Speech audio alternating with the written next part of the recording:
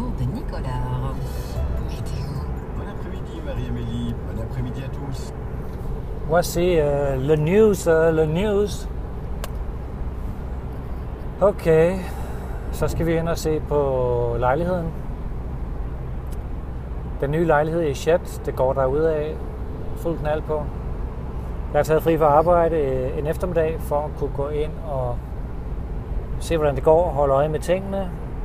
Der er jo masser af arbejde, der foregår derinde. Men også fordi i dag mellem klokken 2 og klokken 4, så bliver der leveret hårde hvidevarer, som vi siger på dansk. En kombineret fryse-køleskab, et komfur og en tørretumbler. De ankommer i dag og skal bukseres op med en lift. De skal op på 6. sal. Og det er den eneste måde, de kommer derop, fordi elevatoren er urimelig lille, så den kan slet ikke bruges til noget som helst. Det er det eneste, der er sådan lidt ubehageligt ved hele det her flyttehalløj, at man skal kun bruge lift til noget som helst, der er større end en papkasse. Så det er lidt spændende, man skal sørge for at få det hele med, når man nu er i gang. Så lynhurtigt bestilte jeg 3 hårde hvidevarer over nettet. Og det gør jeg faktisk den 31. december, nytårsaftens dag. Og så blev de så leveret, og det var jo i torsdags eller et eller andet. Og de blev så leveret nu tirsdag. Hurtigt og effektivt. Meget fornuftigt. Ingen problemer. Og heldigt nok, så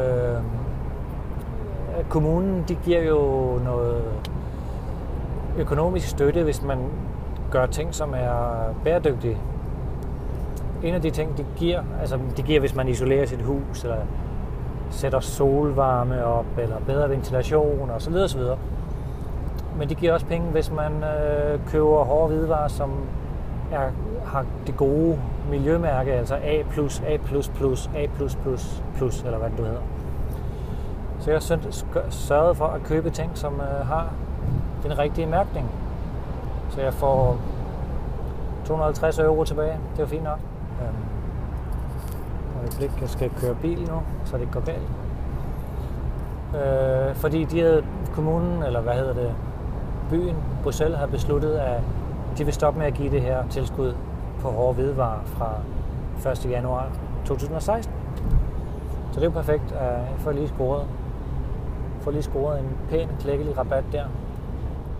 Og hvis de ikke passer, så skal de måske tilbage igen lige hurtigt, og det ved jeg ikke. Det kan nok ikke lade sig gøre, for jeg går ud fra, at de kommer med en lastbil og smider lortet af og skriver under, og så farvel. Og så går der en halv time, før jeg får lov til at smide ind i vinduet, og så er det for sent. Men så man skal jo tage chancer her i livet, så jeg har målt godt og grundigt op i mine 3 huller. Jeg har et hul til tørretumbler, et hul til fryse-køleskab og et hul til komfur. Og jeg håber, det hele passer.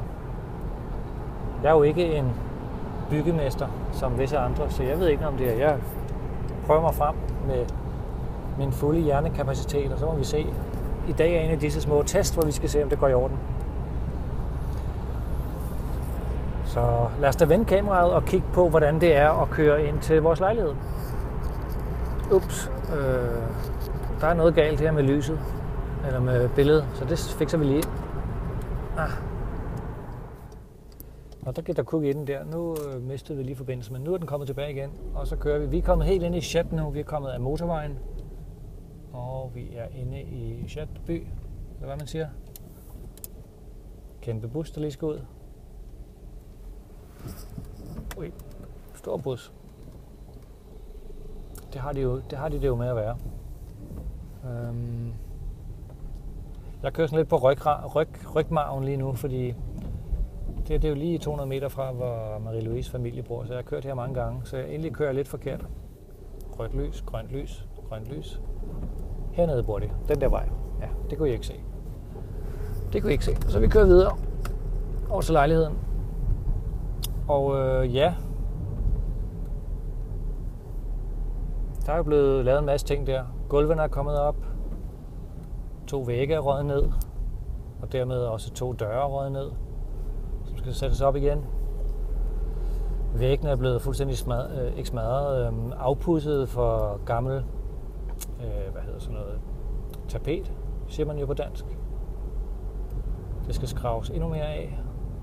og alle mulige andet skram er blevet taget ud. Gamle ledninger, der hang og slaskede. Det er jo faktisk meget sjovt. Jeg arbejder jo med noget IT og sådan noget, så jeg interesserer mig lidt for det.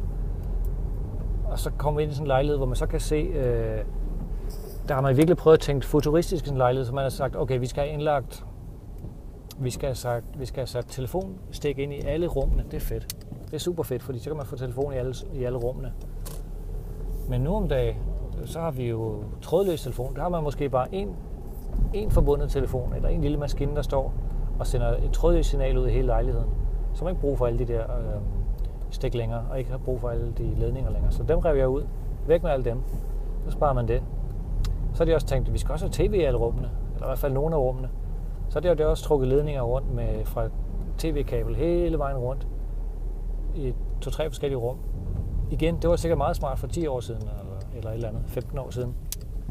Men nu kan det være lige meget, fordi nu, man ser jo meget lidt tv. Hvis man gør det, så ser man det kun et sted. Resten af tiden, der ser man jo computer, og så kan man bære rundt på sig. Anyway, her har vi huset faktisk. Det er meget skægt. Der kan I se lige foran os. Det er den kasse, hvor vi skal bo. Op på 6. sal. Helt op øverst. Mellem træerne der. Lige ved rundkørslen. Så der er rundkørsel, der er busser, der kommer en sporvogn, der er biler. Så det lyder jo farligt, støjende og trafikal og sådan noget, men det er faktisk forbløffende stille deroppe. Jeg forstår det ikke. Selv når man åbner vinduet, så er der, og det kværner løs med ting dernede, så hører man ikke så meget. Jeg ved ikke hvorfor. Men det er jo kun godt.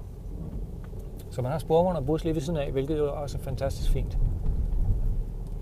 Så kan man bruge bilen lidt mindre. Så kører vi herop, det er så selve vores vej. Der står vores container.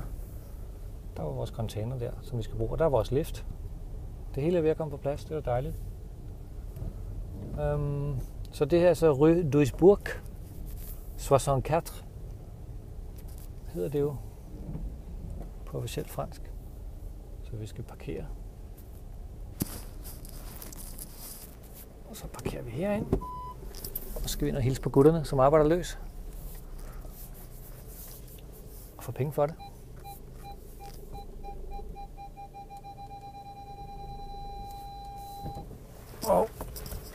Perfekt parkering. Det var da heldigt, når der nu er kamera på. Fuldstændig perfekt. Ups. Så lukker vi bilen ned der. Og så drejer vi lige kameraet rundt, så vi kan se hinanden.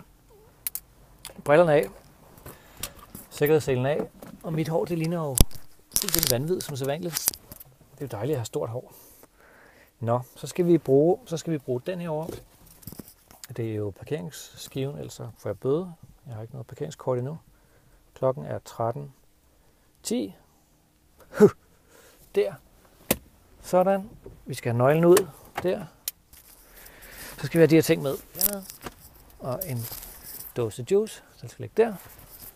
Og så tager vi det hele med ind. Så er vi resten af skraldet med ind, og så går vi. Okay, bye bye. Vi ses.